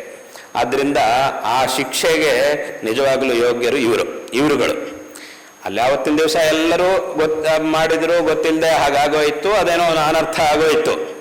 ಆದರೆ ಆಗಲೂ ಏನು ನಡೆದಿದೆ ಅನ್ನೋದನ್ನ ವಿಚಾರ ಮಾಡಿ ತಾನೇ ಹೇಳಬೇಕು. ವಾಸ್ತವವಾಗಿ ಒಂದು ವೇಳೆ ಗೊತ್ತಿದೆಯಾ ಗೊತ್ತಿಲ್ವಾ ಆಗ ಸುಮ್ಮನೆ ಇರಬೇಕು. ನಮಗೆ ಗೊತ್ತಿಲ್ಲಪ್ಪ ಸರಿಯಾಗಿ ಏನು ನಡೆದಿದೆ ಅಂತ ನಮಗೆ ಗೊತ್ತಿಲ್ಲ, ಸುಮ್ಮನೆ ಇರಬೇಕು. ಇಲ್ಲ ಅಂತಂದರೆ ನಮಗೆ ಇಷ್ಟ ಬಂದ ಹಾಗೆ ಏನೇನೋ ಪ್ರಚಾರ ಮಾಡಿಬಿಟ್ರೆ ಆಗೇನಾಗುತ್ತೆ, ಅದರಿಂದ ನಮಗೆ ಈ ರೀತಿಯಾದಂತಹ ಪಾಪವು ಪ್ರಾಪ್ತವಾಗುತ್ತೆ. ಹಾಗಾಗಿ ಯಮಧರ್ಮರಾಜ ಹೇಳ್ದ, ಈಗ ಗೊತ್ತಾಯ್ತು ನಿಜವಾಗ್ಲೂ ಇವರುಗಳಿಗೆ ಇದರ ಶಿಕ್ಷೆಯನ್ನು ಕೊಡಬೇಕು. ವಾಸ್ತವವಾಗಿ ಅವತ್ತು ಈ ಅಡುಗೆಯವರಾಗಲಿ, ಆ ಯಜಮಾನ ಆಗಲಿ, ಅಥವಾ ಊಟ ಮಾಡಿದವರಾಗಲಿ, ಆ ಹಾವುಗಳಾಗಲಿ, ಆ ಪಕ್ಷಿಗಳಾಗಲಿ, ಇದು ಯಾವುದಕ್ಕೂ ಸಂಬಂಧ ಇಲ್ಲ. ನಿಜವಾಗ್ಲೂ ಇಲ್ಲಿ ತಪ್ಪು ಯಾರ್ದು ಅಂದರೆ ಈ ಅಪಪ್ರಚಾರ ಮಾಡ್ತಿರೋದು. ಯಾಕಂದರೆ ಅದರಿಂದ ಅನರ್ಥ ಆಗೋಯ್ತು ಒಂದ್ಸಲಿಗೆ. ಆದರೆ ಇದರಿಂದ ಇನ್ನು ಮುಂದೆ ಮುಂದೆ ಮುಂದೆ ಮುಂದೆ ಎಷ್ಟೋ ಜನರ ತಲೆಯನ್ನು ಕೆಡಿಸ್ತಾರೆ ಇವರು. ಹೀಗೆಲ್ಲ ಹೋಗಿ ವಿಪರೀತ ಅನರ್ಥ ಆಗುತ್ತೆ ಇದರಿಂದ ಮುಂದೆ. ಹಾಗಾಗಿ ಇದನ್ನು ನಿಲ್ಲಿಸಬೇಕು. ಹಾಗಾಗಿ ಇವರಿಗೆ ಆ ಶಿಕ್ಷೆಯನ್ನು ಕೊಡಬೇಕು ಅಂತ ತೀರ್ಮಾನ ಮಾಡಿದ್ದ ಅಂತ ಇದನ್ನು ಹೇಳುವಂತಹ ಒಂದು ಕಥೆ. ಯಥಾವತ್ತ ಇದನ್ನು ಯಾಕೆ ಹೇಳಕ್ಕೆ ಬಂದೆ ಅಂತಂದರೆ, ಆ ಒಂದು ಮಿಥ್ಯಾ ಪ್ರಚಾರ ಮಾಡುವುದು ಅನ್ನೋದು ಅದು ಎಷ್ಟು ದೊಡ್ಡ ಪಾಪ ಅನ್ನೋದನ್ನು ನಮಗೆ ಹೇಳಲಿಕ್ಕೆ ಈ ಒಂದು ನೀತಿ ಕಥೆಯನ್ನು ಹೇಳುತ್ತಾರೆ. ಹಾಗಾಗಿ ಆ ಭರ್ತೃಹರಿ, ಇದೆಲ್ಲ ಯಾಕೆ ಹೇಳಕ್ಕೆ ಬಂದೆ ಅಂತಂದರೆ, ಭರ್ತೃಹರಿ ಹೀಗೆ ಒಂದು ಒಳ್ಳೆ ಮಾತನ್ನು ಹೇಳಬೇಕು ಅಂತ ಸಂಕಲ್ಪ ಮಾಡಿ ಈ ರೀತಿಯಾಗಿ ಪ್ರಾರಂಭ ಮಾಡಿ, ಸರಿ ನಾನು ಹೇಳುವುದು ಹೇಳ್ತೀನಿ ಅಂಥೇಳಿ ಆ ನೀತಿ ಶತಕ ಇತ್ಯಾದಿಗಳನ್ನು ರಚನೆ ಮಾಡಿದ್ದ. ಹಾಗಾಗಿ ಏನಾಗುತ್ತೆ ಅಂತಂದರೆ, ಆಗಿನ ಕಾಲದಲ್ಲಿ ಇಷ್ಟೆಲ್ಲ ಜ್ಞಾನಿ ಮಹಾಜ್ಞಾನಿಯಾಗಿರ್ತಕ್ಕಂಥ ಭರ್ತೃಹರಿಯೇ ತನ್ನ ಆ ಶತಕದ ಆರಂಭದಲ್ಲಿ ಇಂಥ ಒಂದು ಮಾತನ್ನು ಹೇಳಿ, ಅಂದರೆ ತಾನು ಅನುಭವಿಸಿದಂತಹ ಒಂದು ಪರಿಸ್ಥಿತಿ, ಒಳ್ಳೆಯ ಮಾತನ್ನು ಇನ್ನೊಬ್ಬರಿಗೆ ಹೇಳಬೇಕು ಅಂತ ಒಂದು ಒಳ್ಳೆಯ ಸಂಕಲ್ಪ ಮಾಡಿದರೂ ಸಹ ತನಗೆ ಎದುರಾದಂತಹ ಈ ರೀತಿಯಾದಂತಹ ಒಂದು ಪರಿಸ್ಥಿತಿಯನ್ನು ಅನುಭವಿಸಿದ್ದನ್ನು ಆ ಒಂದು ಸಣ್ಣ ಶ್ಲೋಕದಲ್ಲಿ ನಮಗೆ ತಿಳಿಸಿದ್ದಾನೆ. ಇದರಿಂದ ಆ ಲೋಕದ ಒಂದು ಸ್ವಭಾವ, ಜನರ ಒಂದು ಸ್ವಭಾವ ಹೇಗಿರುತ್ತೆ ಅನ್ನೋದು ನಮಗೆ ಗೊತ್ತಾಗುತ್ತೆ ಇದರಿಂದ. ಹಾಗಾಗಿ ಒಂದು ಒಳ್ಳೆಯ ಮಾತನ್ನು ನಮಗೆ ಹೇಳಿಕೊಡುವಂಥವರು ನಮಗೆ ಸಿಗುವುದೇ ಅತ್ಯಂತ ಅಪರೂಪ. ನಮ್ಮ ಒಂದು ಏಳಿಗೆಯನ್ನು ಬಯಸಿ ನಮಗೆ ಒಳ್ಳೆಯ ಮಾತನ್ನು ಹೇಳಿಕೊಡುವಂಥವರು ತುಂಬ ಅಪರೂಪವಾಗಿ ನಮಗೆ ಸಿಗ್ತಾರೆ. ಸಾಮಾನ್ಯವಾಗಿ ಎಲ್ಲರೂ ಸಹ ಮನುಷ್ಯನನ್ನು ದಾರಿ ತಪ್ಪಿಸುವಂತಹ ಮಾತುಗಳನ್ನಾಡೋರೇ ಹೆಚ್ಚು ಸಿಗ್ತಾರೆ ಹೊರತು ಆ ಥರದವರು ಸಿಕ್ಕಿಲ್ಲ. ನಮಗೆ ಒಳ್ಳೆಯ ಮಾರ್ಗದರ್ಶನ ಮಾಡುವವರು ಸಿಕ್ಕಿದ್ದಾರೆ ಅಂತಂದರೆ ಅವನು ಬಹಳ ಅದೃಷ್ಟಶಾಲಿಯಾದಂತಹ ಮನುಷ್ಯ ಅಂತ ಅರ್ಥ ಲೋಕದಲ್ಲಿ. ಇದು ಅತ್ಯಂತ ದುರ್ಲಭವಾದದ್ದು. ಇದನ್ನೇ ಸಜ್ಜನ ಸಹವಾಸ, ಸತ್ಪುರುಷರ ಸಹವಾಸ ನಮಗೆ ಸಿಕ್ಕಿದರೆ ಆಗ ಒಳ್ಳೆಯವರ ಮಾರ್ಗದರ್ಶನ, ಒಳ್ಳೆಯವರ ಉಪದೇಶ ನಮಗೆ ಪ್ರಾಪ್ತವಾಗುತ್ತೆ. ಹಾಗಾಗಿ ಇದು ಮನುಷ್ಯನ ಒಂದು ಆತ್ಮೋದ್ಧಾರಕ್ಕೆ ಬೇಕಾಗಿರತಕ್ಕಂತಹ ಒಂದು ಉಪದೇಶವನ್ನು ಯಾರು ಮಾಡಿದರೂ ಸಹ ಅದನ್ನು ತಕ್ಷಣ ನಾವು ಉಪೇಕ್ಷೆ ಮಾಡಬಾರದು. ಅದನ್ನು ಸ್ವೀಕರಿಸಿ ಅದರಂತೆ ನಮ್ಮ ಜೀವನವನ್ನು ನಡೆಸಿ ಸಾರ್ಥಕಪಡಿಸಿಕೊಳ್ಳಬೇಕು. ಅದನ್ನೇ ಶಂಕರ ಭಗವತ್ಪಾದಾಚಾರ್ಯರು ಜನರಿಗೆ ಉಪದೇಶವನ್ನು, ಒಳ್ಳೆಯ ವಿಷಯಗಳನ್ನು ಉಪದೇಶ ಮಾಡುವುದಕ್ಕಾಗಿ ಅನೇಕ ಗ್ರಂಥಗಳನ್ನು ರಚನೆ ಮಾಡಿದ್ದಾರೆ. ಆ ಗ್ರಂಥಗಳಲ್ಲಿ ಲೌಕಿಕವಾದಂತಹ ಜೀವನದಲ್ಲಿ ನಮ್ಮ ಆತ್ಮೋದ್ಧಾರಕ್ಕೆ ಬೇಕಾಗಿರತಕ್ಕಂತಹ ವಿಷಯಗಳನ್ನು ಮಾತ್ರವಲ್ಲದೆ ಧಾರ್ಮಿಕವಾದಂತಹ ಆಧ್ಯಾತ್ಮಿಕವಾದಂತಹ ಜೀವನದಲ್ಲೂ ಸಹ ನಾವು ಒಳ್ಳೆಯ ಪ್ರಗತಿಯನ್ನು ಸಾಧನೆ ಮಾಡಬೇಕು ಅಂತಂದರೆ ಅದಕ್ಕೆ ಬೇಕಾಗಿರತಕ್ಕಂತಹ ವಿಷಯಗಳನ್ನು ಸಹ, ಅದ್ವೈತ ತತ್ವವನ್ನು ಸಹ ಅವರು ಉಪದೇಶ ಮಾಡಿದ್ದಾರೆ. ಅಂದರೆ ಏನು, ಸಾಮಾನ್ಯವಾದಂತಹ ವಿಷಯದಿಂದ ಹಿಡಿದು ವ್ಯಾವಹಾರಿಕ ಪ್ರಪಂಚದಲ್ಲಿ ಒಬ್ಬ ಮನುಷ್ಯ ಇನ್ನೊಬ್ಬ ಮನುಷ್ಯನ ಜೊತೆಗೆ ಯಾವ ರೀತಿಯಾಗಿ ವರ್ತಿಸಬೇಕು ಅನ್ನುವಂತಹ ಒಂದು ತಿಳುವಳಿಕೆ, ಇದು ಸಾಮಾನ್ಯ ತಿಳುವಳಿಕೆ, ಪ್ರಾಥಮಿಕವಾದಂತಹ ಒಂದು ಜ್ಞಾನ. ಇದೂ ಇಲ್ಲ ಒಬ್ಬ ಮನುಷ್ಯನಿಗೆ ಅಂತಂದರೆ ಅದು ಅವನ ಮನುಷ್ಯ ಅಂತ ಹೇಳಲಿಕ್ಕೆ ಸಾಧ್ಯವಿಲ್ಲ. ಅದರಿಂದ ಇದೊಂದು ಪ್ರಾಥಮಿಕವಾದಂತಹ ಒಂದು ಪರಿಜ್ಞಾನ. ಈ ರೀತಿಯಾದಂತಹ ಪ್ರಾಥಮಿಕವಾದ ಪರಿಜ್ಞಾನ ಮೊದಲಿಗೆ ನಮಗಿರಬೇಕು. ಆ ನಂತರ ಪುನಃ ಒಂದೊಂದಾಗಿ ಒಂದೊಂದು ಕೆಲಸ ಮಾಡುವುದು, ಒಬ್ಬೊಬ್ಬರಿಂದ ಒಂದೊಂದು ವಿಷಯವನ್ನು ತಿಳ್ಕೊಳ್ಳುವುದು, ನಾವು ಒಂದು ಉತ್ತಮವಾದ ಬೆಳವಣಿಗೆಯನ್ನು ಸಾಧನೆ ಮಾಡುವುದು, ಅದೆಲ್ಲ ನಂತರ. ಆದರೆ ಇದು ಪ್ರಾಥಮಿಕವಾದ ವಿಚಾರ. ಇಂತಹ ಪ್ರಾಥಮಿಕವಾದ ವಿಚಾರದಿಂದ ಹಿಡಿದು ಎಲ್ಲವುದಕ್ಕಿಂತ ಉತ್ಕೃಷ್ಟವಾದಂತಹ ವಿಚಾರ, ಹೇಗೆ ಯಾವುದನ್ನು ತಿಳ್ಕೊಂಡ್ರೆ ಇನ್ನು ಮುಂದೆ ಪುನಃ ತಿಳ್ಕೊಳ್ಬೇಕಾದ್ದು ಯಾವುದೂ ಉಳಿಯುವುದಿಲ್ವೋ ಅಂತಹ ವಿಚಾರ, ಅದೇ ಆ ಅದ್ವೈತ ತತ್ವ, ಪರಮಾತ್ಮ ತತ್ವ, ಪರಬ್ರಹ್ಮ ತತ್ವ. ಅದ್ವೈತ ತತ್ವವನ್ನು ಅನೇಕ ವಿಷಯಗಳನ್ನು ನಾವು ತಿಳ್ಕೊಳ್ತಾ ಇರ್ತೀವಿ ಲೋಕದಲ್ಲಿ. ಇದೊಂದು ವಿಷಯ, ಇದಕ್ಕಿಂತ ದೊಡ್ಡ ವಿಷಯ ಇನ್ನೊಂದು, ಅದಕ್ಕಿಂತ ದೊಡ್ಡ ವಿಷಯ ಇನ್ನೊಂದು. ಹೀಗೆ ಒಂದೊಂದು ವಿಷಯವನ್ನು ತಿಳ್ಕೊಂಡಾಗಲೂ ಇನ್ನೊಂದು ವಿಷಯ ಉಳಿದಿರುತ್ತೆ. ಹಾಗಾಗಿ ಅದನ್ನು ಸಹ ತಿಳ್ಕೊಳ್ಬೇಕು. ಆದರೂ ಇನ್ನೊಂದು ವಿಷಯ ಇದೆ, ಅದನ್ನು ತಿಳ್ಕೊಳ್ಳಬೇಕು. ಇಷ್ಟೆಲ್ಲ ತಿಳ್ಕೊಂಡ್ರು ಇನ್ನೂ ತಿಳ್ಕೊಳ್ಬೇಕಾದ ವಿಷಯ ಬೇರೆ ಇದೆ. ಹೀಗೆಲ್ಲ ಅನೇಕ ವಿಷಯಗಳನ್ನು ತಿಳ್ಕೊಳ್ತಾ ಇರ್ತೀವಿ. ಆದರೆ ಇದು ಎಂತಹ ಒಂದು ವಿಷಯ, ಈ ಅದ್ವೈತ ತತ್ವ ಅಂತಂದರೆ ಅದನ್ನು ತಿಳ್ಕೊಂಡ ಮೇಲೆ ಇನ್ನು ಪುನಃ ನಾನಿನ್ನು ಇದನ್ನು ತಿಳ್ಕೊಳ್ಳಿಲ್ಲಲ್ವಾ ಅಂತ ಯಾವುದನ್ನು ನಾವು ನೋಡುವ ಅವಶ್ಯಕತೆಯೇ ಇರಲ್ಲ. ಅದನ್ನೇ ಉಪನಿಷತ್ತುಗಳು ಸಹ ನಮಗೆ ಹೇಳ್ತಾ ಇವೆ. ಕಸ್ಮಿನ್ನು ಭಗವೋ ವಿಜ್ಞಾತೆ ಸರ್ವಮಿದಂ ವಿಜ್ಞಾತಂ ಭವತೀತಿ ತಸ್ಮೈ ಸಹೋವಾಚ ಅಂತ ಆ ಉಪನಿಷತ್ತು ಹೇಳ್ತಾ ಇದೆ. ಇದನ್ನು ತಿಳಿದರೆ ಎಲ್ಲವುದನ್ನು ಸಹ ತಿಳಿದ ಹಾಗೆ ಆಗುತ್ತೆ ಅಂತ. ಅದನ್ನೇ ಆ ಉಪನಿಷತ್ತಿನಲ್ಲಿ, ಛಾಂದೋಗ್ಯ ಉಪನಿಷತ್ತಿನಲ್ಲೂ ಸಹ ಆ ಶ್ವೇತಕೇತು ಅನ್ನುವಂತಹ ಮಗನನ್ನು ತಂದೆ ಕೇಳ್ತಾನೆ. ಅವನೆಲ್ಲ ಅಧ್ಯಯನ ಎಲ್ಲ ಮಾಡ್ಕೊಂಡು ಬರ್ತಾನೆ, ಗುರುಕುಲಕ್ಕೆ ಹೋಗಿ ಎಲ್ಲ ಅಧ್ಯಯನ ಮಾಡ್ಕೊಂಡು ಬರ್ತಾನೆ. ಮನೆಗೆ ಬಂದಾಗ ತಂದೆ ಕೇಳ್ತಾನೆ, ಏನಪ್ಪ ಎಲ್ಲ ಚೆನ್ನಾಗಿ ಅಧ್ಯಯನ ಮಾಡಿದ್ದೀಯಾ? ಎಲ್ಲ ಮಾಡಿದ್ದೀನಿ, ಎಲ್ಲ ವೇದ ಶಾಸ್ತ್ರ ಎಲ್ಲವುದನ್ನು ಅಧ್ಯಯನ ಮಾಡಿದ್ದೀಯಾ ಅಂತ ಕೇಳ್ತಾನೆ. ಹೌದೆಲ್ಲ ಅಧ್ಯಯನ ಮಾಡಿದ್ದೀನಿ ಅಂತ ಹೇಳ್ತಾನೆ. ಅಂದರೆ ಅವನು ಬರುವಾಗಲೇ, ಈ ತಂದೆ ಇಷ್ಟೆಲ್ಲ ಯಾಕೆ ಕೇಳ್ತಾನೆ ಅಂತಂದರೆ, ಅವನು ಬರುವಾಗ ಅವನು ನಡ್ಕೊಂಡು ಬರುವುದು ನೋಡಿದ್ರೇನೆ ತಂದೆ ಗೊತ್ತಾಗ್ಬಿಡುತ್ತೆ, ಇವನಿಗೆ ವಿಪರೀತ ಅಹಂಕಾರ ಬಂದಿಗೆ. ಲೋಕದಲ್ಲಿ ನಮಗೆ ಹಾಗೆ ಗೊತ್ತಾಗುತ್ತೆ. ಈ ವಿಪರೀತ ಅಹಂಕಾರ ಇರುವವರು ಅವ್ರು ನಡ್ಕೊಂಡು ಬರುವುದು ನೋಡಿದ್ರೇನೆ ಸಾಕು, ಈ ಮನುಷ್ಯ ಅಹಂಕಾರಿಯಾದ ಮನುಷ್ಯ ಅಂತ ಗೊತ್ತಾಗ್ಬಿಡುತ್ತೆ. ಬಾಯ್ಬಿಟ್ಟು ಹೇಳುವ ಅವಶ್ಯಕತೆ ಇಲ್ಲ.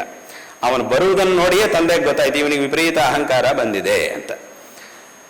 ಆಗ ಆ ತಂದೆ ಏನು ಮಾಡಿದ ಅಂತಂದ್ರೆ ಮಗನನ್ನು ಕೇಳ್ತಾನೆ, ಏನಪ್ಪ ಎಲ್ಲ ಓದಿದ್ದೀಯಾ ನೀನು? ಎಲ್ಲ ಅಧ್ಯಯನ ಮಾಡೇ ಆಗಿದೆ ಅಂತ ಹೇಳಿದ. ಹಾಗಿದ್ರೆ ಒಂದು ವಿಷಯ ಕೇಳ್ತೀನಿ, ಉತತಮಾದೇಶಂ ಅಪ್ರಾಕ್ಷ್ಯೋ ಏನಾಶ್ರುತಂ ಶ್ರುತಂ ಭವತ್ಯಮತಂ ಮತಂ ಅವಿಜ್ಞಾತಂ ವಿಜ್ಞಾತಂ ಅಂತ ಕೇಳಿದ. ಒಂದು ಪ್ರಶ್ನೆ, ನೀನು ಬೇರೆ ಎಲ್ಲ ಅಧ್ಯಯನ ಮಾಡಿದ್ದೀನಿ ಅಂತ ಹೇಳ್ತಾ ಇದ್ದೆ, ಹಾಗಿದ್ರೆ ಇಂಥದ್ದೊಂದಿದೆ, ಯಾವುದನ್ನು ತಿಳಿದರೆ ಎಲ್ಲವುದನ್ನೂ ತಿಳಿದ ಹಾಗಾಗುತ್ತೋ ಅಂಥದ್ದೊಂದು ವಿಷಯ ಇದೆ, ಅದನ್ನು ತಿಳ್ಕೊಂಡಿದ್ದೀಯಾ ಅಂತ ಕೇಳ್ತಾನೆ ತಂದೆ. ಆಗ ತಕ್ಷಣ ಅವನಿಗೆ ಅನಿಸುತ್ತೆ, ಇದು ಯಾವುದು, ಈ ಥರದ್ದು ಯಾವುದು ಹೇಳಲೇ ಇಲ್ಲಲ್ವಾ? ಅದು ಹಾಗೆ ಹೇಳಿದ್ರೆ ಪರವಾಗಿಲ್ಲ, ಈ ಥರದ್ದು ಯಾವುದು ನನಗೆ ಗೊತ್ತಿಲ್ಲ ಅಂತ ಹೇಳಿದ್ರೆ ಪರವಾಗಿಲ್ಲ, ಅದು ಬೇರೆ ರೀತಿ. ಇವನಿಗೆ ಅಹಂಕಾರ ಇತ್ತಾದ್ರಿಂದ ಅವನೇನು ಹೇಳಿಬಿಟ್ಟ ಒಂದು ಮಾತು ಅಂತಂದರೆ, ಬಹುಶಃ ನೀವು ಹೇಳ್ತಿರೋದ್ರ ಬಗ್ಗೆ ನಮ್ಮ ಗುರುಗಳಿಗೂ ಬಹುಶಃ ಗೊತ್ತಿಲ್ಲ ಅಂತ ಕಾಣುತ್ತೆ. ಯಾಕಂದರೆ ಒಂದು ವೇಳೆ ಅವ್ರಿಗೆ ಗೊತ್ತಿದ್ರೆ ನನಗೆ ಹೇಳ್ಕೊಡ್ತಿದ್ರು ಎಲ್ಲ, ಅವ್ರು ಯಾವುದನ್ನು ಸಾಮಾನ್ಯವಾಗಿ ಬಿಡ್ತಿರ್ಲಿಲ್ಲ. ನನಗೆ ನಾನು ಕಂಡ್ರೆ ಅವರಿಗೆ ತುಂಬ ಇಷ್ಟ, ಹಾಗಾಗಿ ಎಲ್ಲ ನನಗೆ ಹೇಳ್ಕೊಡ್ತಿದ್ರು.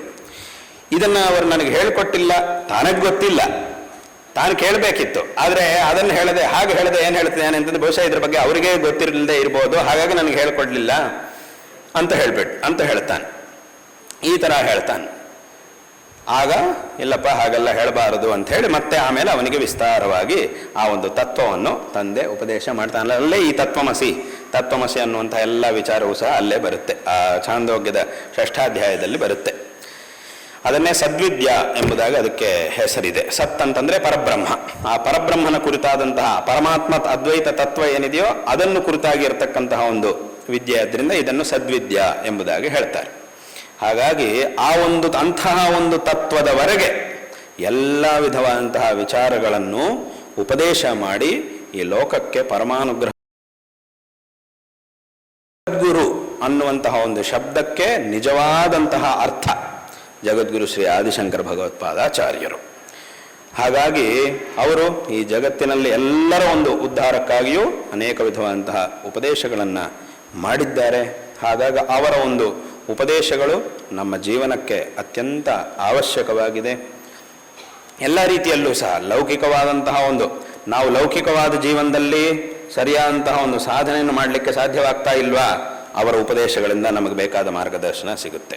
ಎಲ್ಲೋ ವ್ಯತ್ಯಾಸ ಆಗ್ತಾ ಇದೆ. ನಾವೇನೋ ಸಾಧನೆ ಮಾಡಬೇಕು ಅಂತಿದ್ದೀವಿ, ಚೆನ್ನಾಗಿ ಓದಬೇಕು, ಆಗ್ತಾ ಇಲ್ಲ. ಚೆನ್ನಾಗಿ ಕೆಲಸಗಳನ್ನು ಮಾಡಬೇಕು, ಸಾಧ್ಯವಾಗ್ತಾ ಇಲ್ಲ. ಇದಕ್ಕೇನು ಮೂಲ? ಅವರ ಉಪದೇಶಗಳಿಂದ ನಮಗೆ ಎಂಥ ಪ್ರಯೋಜನ ಸಿಗುತ್ತೆ ಅಂತಂದರೆ 3 ವಿಧವಾಗಿ. ಏನಾದರೂ ಒಂದು ಸಮಸ್ಯೆ ಬಂತು, ಅದರಿಂದ ಪರಿಹಾರ ಹೊರಗೆ ಬರುವುದು ಹೇಗೆ? ಒಂದು ಸಮಸ್ಯೆ ಬಂದಾಗ ಅದರ ಮೂಲ ಯಾವುದು ಅದನ್ನು ತಿಳ್ಕೊಳ್ಳಿಕ್ಕೆ, ಮತ್ತು ಸಮಸ್ಯೆನೇ ಬರದೇ ಇರುವ ಹಾಗೆ ಜೀವನ ನಡೆಸಬೇಕು ಅಂತಂದರೆ ಅದು ಹೇಗೆ? ಈ 3 ವಿಷಯಗಳಿಗೆ ಬೇಕಾದಂತಹ ಮಾರ್ಗದರ್ಶನ ಶಂಕರರ ಉಪದೇಶಗಳಿಂದ ನಮಗೆ ಸಿಗುತ್ತೆ. ಎಂತಹ ಒಂದು ಸಮಸ್ಯೆ ಬಂದರೂ ಸಹ ಒಮ್ಮೆ ಅವರ ಉಪದೇಶಗಳನ್ನೆಲ್ಲ ನಾವು ಉದ್ದಕ್ಕೆ ಓದ್ತಾ ಹೋದರೆ ಅಲ್ಲಿ ಅವರು ಮಾಡಿದ ಅನೇಕ ಉಪದೇಶಗಳಲ್ಲಿ ಯಾವುದೋ ಒಂದು ಉಪದೇಶ ಆ ಸಂದರ್ಭಕ್ಕೆ ನಾವಿರುವಂತಹ ಕಷ್ಟಕರವಾದ ಪರಿಸ್ಥಿತಿಯಿಂದ ಹೊರಗೆ ಬರಲಿಕ್ಕೆ ಬೇಕಾದಂತಹದ್ದು ಸಿಕ್ಕೇ ಸಿಗುತ್ತೆ. ಅದು ಎಂತಹ ಎಷ್ಟು ಕಷ್ಟಗಳು ಅನೇಕ ವಿಧವಾಗಿವೆ ಲೋಕದಲ್ಲಿ. ಆ ಎಲ್ಲ ಕಷ್ಟಗಳಲ್ಲೂ ಸಹ ಯಾವ ವಿಧವಾದಂತಹ ಒಂದು ಕಷ್ಟ ಬಂದರೂ ಸಹ ಅದರಿಂದ ಹೊರಗೆ ಬರುವುದು ಹೇಗೆ, ಇದು ಬಂದಿದ್ದು ಹೇಗೆ, ಇದರ ಮೂಲ ಏನು, ಇಂತಹದ್ದು ಮತ್ತೆ ನಮಗೆ ಬರಬಾರದು ಅಂತಂದ್ರೆ ಅದಕ್ಕೆ ನಾವೇನು ಮಾಡಿ ಮೂರೂ ವಿಧವಾದಂತಹ ವಿಷಯಗಳಿಗೆ ಬೇಕಾದಂತಹ ಒಂದು ಮಾರ್ಗದರ್ಶನ ಅವರ ಉಪದೇಶಗಳಿಂದ ನಮಗೆ ಪ್ರಾಪ್ತವಾಗುತ್ತೆ. ಇದರಲ್ಲಿ ಯಾವ ಸಂದೇಹ ಇಲ್ಲ. ಹಾಗಾಗಿ ಗ್ರಹ ಮಾಡಿದವರು ಜಗದ್ಗುರು ಶ್ರೀ ಆದಿಶಂಕರ ಭಗವತ್ಪಾದಾಚಾರ್ಯರು. ಅವರು ಮಾಡಿದಂತಹ ಮಾರ್ಗದರ್ಶನವನ್ನು ಪ್ರತಿಯೊಬ್ಬರೂ ಸಹ ಜೀವನದಲ್ಲಿ ಅಳವಡಿಸಿಕೊಂಡು ಕೃತಾರ್ಥರಾಗಬೇಕು, ಜೀವನವನ್ನು ಸಾರ್ಥಕ ಮಾಡಿಕೊಳ್ಳಬೇಕು ಅನ್ನುವಂತಹ ಒಂದು ವಿಷಯವನ್ನು ಈ ಸಂದರ್ಭದಲ್ಲಿ ಹೇಳಬಯಸ್ತಾ ಇದ್ದೇವೆ. ಮತ್ತು ಅವರ ಜಯಂತ್ಯುತ್ಸವ, ಆ ಜಯಂತ್ಯುತ್ಸವವನ್ನು ಪ್ರತಿಯೊಬ್ಬರೂ ಸಹ ಪ್ರತಿಯೊಂದು ಮನೆಯಲ್ಲೂ ವಿಶೇಷವಾಗಿ ಆಚರಣೆ ಮಾಡಬೇಕು. ಇನ್ನೊಂದು 15 ದಿವಸನೂ ಇಲ್ಲ ಅವರ ಜಯಂತಿ ಉತ್ಸವಕ್ಕೆ. ಈ ಮುಂದಿನ ತಿಂಗಳು 12ನೇ ತಾರೀಕು ಅವರ ಜಯಂತಿ ಉತ್ಸವ ಬರುತ್ತೆ. ಆ ವೈಶಾಖ ಶುಕ್ಲ ಪಂಚಮಿ ದಿವಸ ಆ ಜಯಂತಿ ಉತ್ಸವ ಬರುತ್ತೆ. ಈ ಸಂದರ್ಭದಲ್ಲಿ ಪ್ರತಿಯೊಬ್ಬರೂ ಪ್ರತಿಯೊಂದು ಮನೆಯಲ್ಲೂ ಸಹ ವಿಶೇಷವಾಗಿ ಶಂಕರ ಜಯಂತಿಯ ಆಚರಣೆ ಮಾಡಿ ಅವರ ಪೂಜೆಯನ್ನು ಮಾಡಿ ಅವರ ಸ್ತೋತ್ರಗಳನ್ನು ಪಠನ ಮಾಡಿ, ಅವರ ಸ್ತೋತ್ರಗಳನ್ನು ಅಂತಂದರೆ ಅವರ ಮೇಲಿರತಕ್ಕಂತಹ ಸ್ತೋತ್ರಗಳು ಮತ್ತು ಅವರ ರಚನೆ ಮಾಡಿರತಕ್ಕಂತಹ ಸ್ತೋತ್ರಗಳು ಅವುಗಳನ್ನು ಪಠನ ಮಾಡಿ, ವಿಶೇಷವಾಗಿ ಅವರ ಉಪದೇಶಗಳನ್ನು ಒಂದಿಷ್ಟು ಉಪದೇಶಗಳನ್ನಾದರೂ ಮನನ ಮಾಡಿ ಅದನ್ನು ಜೀವನದಲ್ಲಿ ಅಳವಡಿಸಿಕೊಳ್ಳುವಂತಹ ಒಂದು ಪ್ರಯತ್ನವನ್ನು ಪ್ರತಿಯೊಬ್ಬರೂ ಸಹ ತಮ್ಮ ಮನೆಗಳಲ್ಲಿ ವಿಶೇಷವಾಗಿ ಮಾಡಿ ಕೃತಾರ್ಥರಾಗಬೇಕು ಅನ್ನುವಂತಹ ಒಂದು ವಿಷಯವನ್ನು ಈ ಸಂದರ್ಭದಲ್ಲಿ ಹೇಳಬಯಸ್ತಾ ಇದ್ದೇವೆ. ಜಗದ್ಗುರು ಶಂಕರಾಚಾರ್ಯರು ಚತುರಾಮ್ನಾಯ ಪೀಠಗಳನ್ನು ಸ್ಥಾಪನೆ ಮಾಡಿರತಕ್ಕಂತಹ ವಿಷಯ ಅದು ಸರ್ವರಿಗೂ ವಿದಿತವೇ ಆಗಿದೆ. ಈ ಪೀಠಗಳಲ್ಲಿ ಶೃಂಗೇರಿ ಶಾರದಾ ಪೀಠ, ಇದರಲ್ಲಿ ಅವಿಚ್ಛಿನ್ನವಾದಂತಹ ಗುರು ಪರಂಪರೆಯಲ್ಲಿ ನಮ್ಮ ಗುರುಗಳು ಜಗದ್ಗುರು ಶ್ರೀ ಶ್ರೀ ಭಾರತೀ ತೀರ್ಥ ಮಹಾಸ್ವಾಮಿಗಳವರು ಅವರು ಈ ಪೀಠದ 36ನೇ ಅಧಿಪತಿಗಳಾಗಿದ್ದಾರೆ.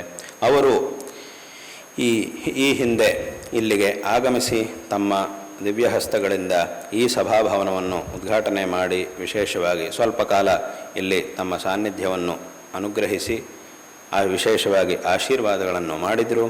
ತದನಂತರ ವಿಶೇಷವಾಗಿ ಇಲ್ಲಿ ಅನೇಕ ವಿಧವಾದಂತಹ ಧಾರ್ಮಿಕವಾದ ಕಾರ್ಯಕ್ರಮಗಳು, ಧಾರ್ಮಿಕ, ಸಾಂಸ್ಕೃತಿಕ ಇತ್ಯಾದಿ ಅನೇಕ ವಿಧವಾದಂತಹ ಕಾರ್ಯಕ್ರಮಗಳು ಸಹ ಇಲ್ಲಿ ನಡೀತಾ ಇರುವುದು ಅತ್ಯಂತ ಸಂತೋಷಕರವಾದಂತಹ ಒಂದು ವಿಷಯ.